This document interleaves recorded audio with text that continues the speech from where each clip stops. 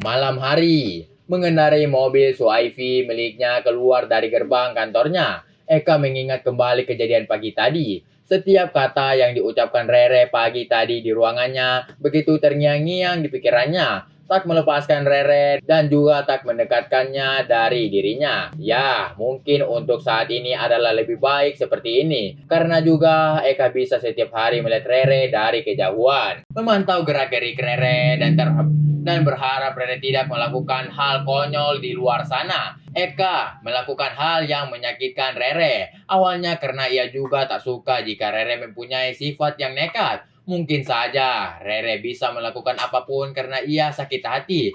Eka keras karena ia tak mau Rere terluka.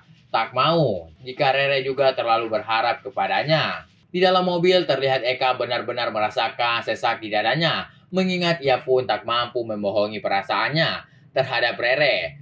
Tapi setidaknya Rere tak pergi jauh darinya. Padahal awalnya Eka benar-benar ketakutan ketika mendengar Rere berkata selamat tinggal. Benar-benar Eka trauma dengan kalimat tersebut. Dan saat ini, untung saja ia masih bisa mengalihkannya sedikit dengan memikirkan kondisi. Dan beberapa kali juga ia menanyakan ke ayahnya, ke orang-orang suruhannya, namun mereka belum juga mendapat kabar yang sama dengan sang ayah. Setelahnya, Eka kembali mengingat setiap penggalan kejadian baik bersama Rere maupun bersama Arneta. Dua gadis itu benar-benar tak bisa membuat Eka berpikir jernih. Di satu sisi, Neta yang belum ada kabar dan mengharuskan Eka tetap berpikir positif. Dan di satu sisi juga, Eka memikirkan Rere yang entah mengapa berkelakuan berbeda dari Rere yang ia kenal. Apakah setiap wanita yang jatuh cinta akan melakukan hal yang sama dengan Renata? Eka tampak menggelengkan kepalanya sesaat ketika mengingat di mana gadis lain yang tak lain adalah Melanie tak bersikap seperti Rere ketika mendapat penolakan darinya. Dalam diamnya, Eka mencoba berpikir jernih dari semua masalah yang telah menderanya. Mulai dari tanpa kabar dari Neta, Melani yang menyatakan perasaan kepadanya, dan Renata yang juga menyatakan cinta kepadanya. Kenapa jadi serba salah seperti ini? Erang Eka sambil tangannya menyetel sebuah lagu untuk menemani perjalanannya pulang. Ed Sheeran, fotograf. Tak terasa mobilnya telah memasuki gerbang istana milik keluarga Wirokosoma. Tak ada mobil Neta terparkir di parkiran biasanya, maka membuat Eka kembali khawatir. Masih belum ada? Ia bergumam, lalu memarkir mobilnya di tempat biasanya. Benar-benar, dalam diamnya, Eka mulai merasakan sebuah keputusasaan.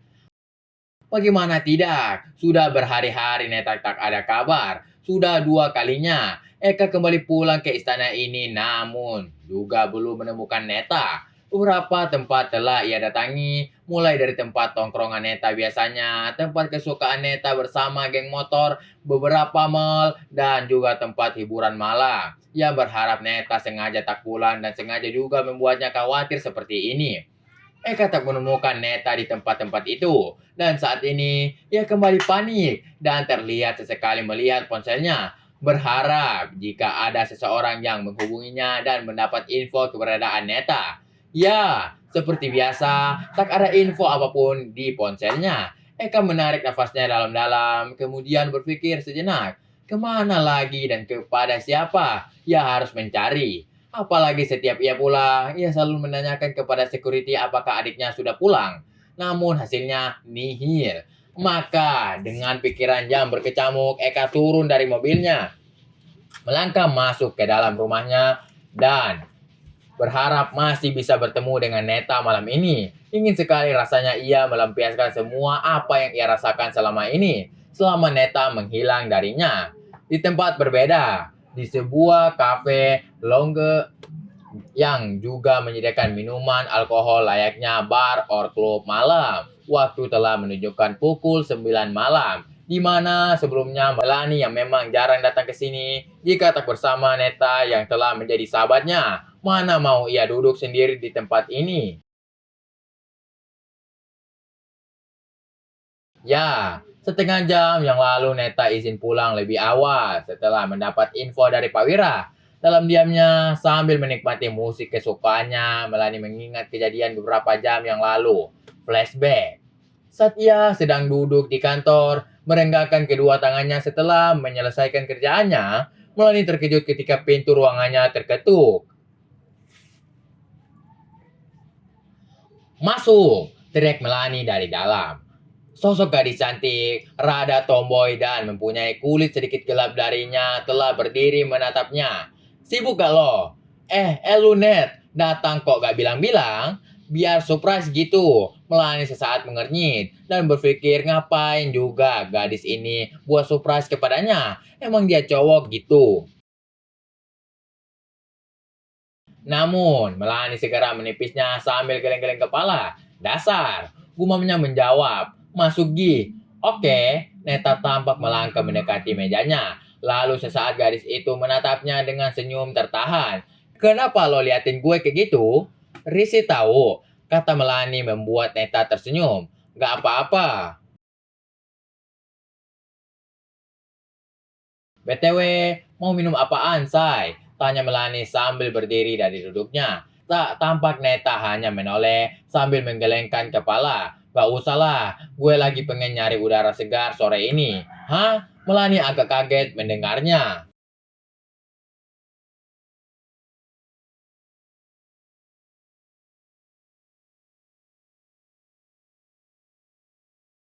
Cabut yuk, udah kelar kan kerjaan lo? Tanya Neta membuat Melani akhirnya kembali duduk. Sudah sih, Melani menjawabnya, masih memasang wajah bingung dengan kening yang mengerut. Ya sudah, terus ngapain lo masih di kantor? Kan belum waktunya pulang, Net. Jawab Melani selanjutnya, membuat Neta geleng-geleng kepala.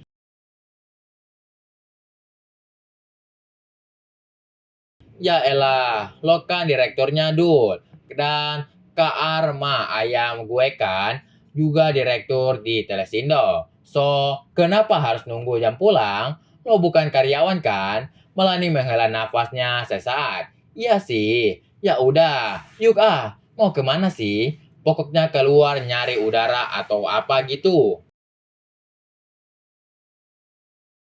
Ya udah, gue beres-beres dulu ya, ujar Melani, lalu tampak sesaat ia membenahi perlengkapannya setelah mendapat anggukan kepala dari Neta. Beberapa saat kemudian, sore ini Melani dan Neta berada di sebuah mall. Sengaja Neta mengajaknya ke mall untuk sekedar berbelanja layaknya gadis-gadis di zaman sekarang.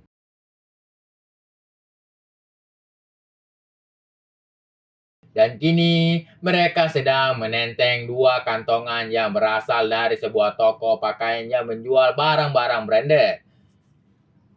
Meski senang karena sudah mendapat semua pakaian model terbaru dengan harga yang cukup mahal, namun satu hal yang masih membebani pikiran Melanie, yaitu semuanya dibayarkan Neta. Entah apa maksud dari gadis itu membelikan Melanie.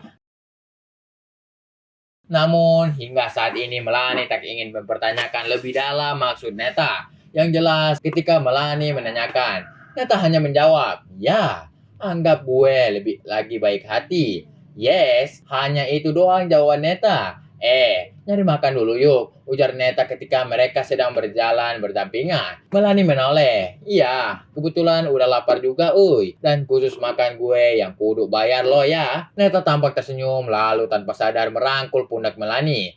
Khusus hari ini, gue yang bayar semuanya. Oke.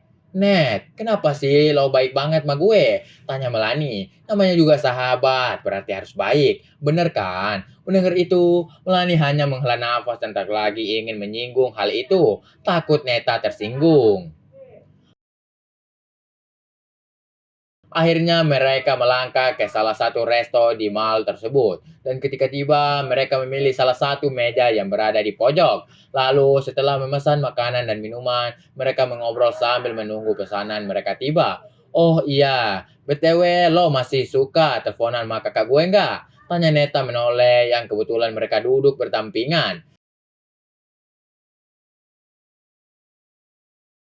Melani menoleh dan membalas tatapan Neta dengan tatapan sendu. Jarang, Net. "Ah, payah lo ah," kata Neta membuat Melani menghela nafas. Padahal ia tak ingin memikirkan pria itu. Namun karena Neta yang duluan membahas, maka dari itu kini pikiran Melani kembali berkecamuk. "Mau gue bantuin gak?"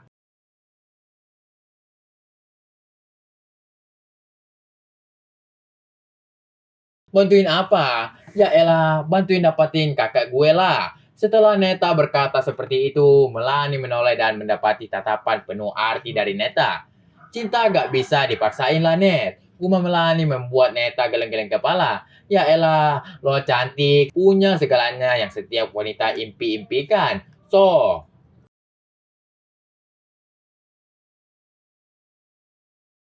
mendapat tatapan aneh dari Neta membuat Melani mengenyit. "Apaan sih lo? Ah, jangan natap gue kayak gitu deh. Jadi risih tahu." "Napa lo?" "Yalah, lo natap gue. Kayak cowok aja sih. Ih, dasar lo."